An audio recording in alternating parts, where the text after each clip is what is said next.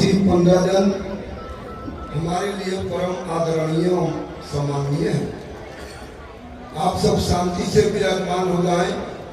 आप सबों को भरपूर दान दक्षिणा देकर के कृतार्थ किया जाएगा। राम भद्र, ये सम्मुख जिन भागीरथी भगवती गंगा का दर्शन आप कर रहे हैं, इनकी महिमा अपरंपार है। ये साक्षात ब्रह्म प्रवाह नख निर्गता भी कहलाती है। जिस समय भगवान वामन ने बलि राजा से 3 पग भूमि की याचना की तो नापते समय भगवान के विक्रम हो गए। एक पग में बलि का सारा राज्य नाप लिया, दूसरे पग में वोट लोक की कौन कहे भगवान का चरण स्वर्ग लोक के ऊपर ब्रह्म लोक सप्तम लोक में चला गया। उस समय श्री ब्रह्मा जी ने भगवान के चरण कमलों को धोकर अपने कमंडलू में रख लिया। तब से एक नाम श्री गंगा जी का ब्रह्म कमंडली भी पड़ा। ये तो रही गंगा जी की उत्पत्ति की बात। अब गंगा जी इस धराधाम पर क्यों आई, उसकी कथा ध्यान से श्रवण कीजिए। आपसे कई पीढ़ी पूर्व आपके ही इस प्रतापी इक्ष्वाकु वंश में एक महाराज हुए जिनका नाम था सगर। उन सगर महाराज ने 100 अश्वमेध यज्ञ करने का निश्चय किया था। 99 यज्ञ तो निर्विघ्न संपन्न हो गए, लेकिन 100वें यज्ञ में इंद्र ने अपने अधिकार और पद की रक्षा के लिए अश्वमेध का घोड़ा चुराकर महाराज कपिल के आश्रम पर छुड़ा दिया।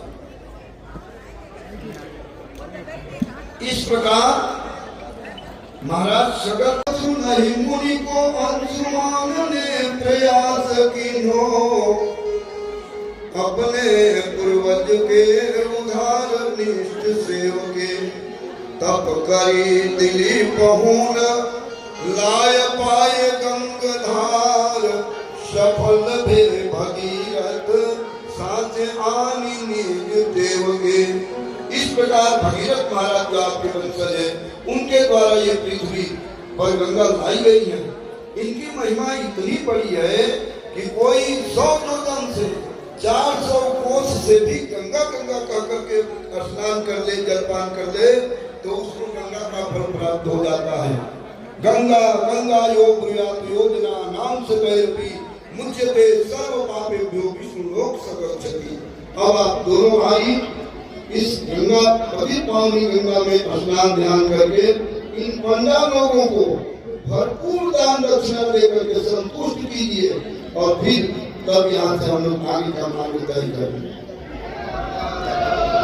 श्री गंगा मैया की तब प्रभु ऋषि मन समेत नहाए और विपुल दान नहीं दे बन पाए। और जैसे अभी गंगा मैया की महिमा भगवान श्री विश्वामित्र के मुखारविंद से हम लोग सुन रहे थे। सज्जनों, गंगा में जो कुंडी हो, उसमें गाद हो, फेन हो, कुछ भी हो, फिर भी गंगा तो गंगा है, ब्रह्म प्रवाह कहा गया है। ये कैसे? जैसे किसी महात्मा में क्रोध हो, किन्हीं में थोड़ा लोभ हो, किन्हीं में थोड़ा डांट फटकार शिष्यों पर जाते हो। ये सब होना कैसा है? जैसे गंगा में जल कुंभी का होना है। गंगा का गंगत्व कहीं नहीं जाता। ऐसे महात्माओं में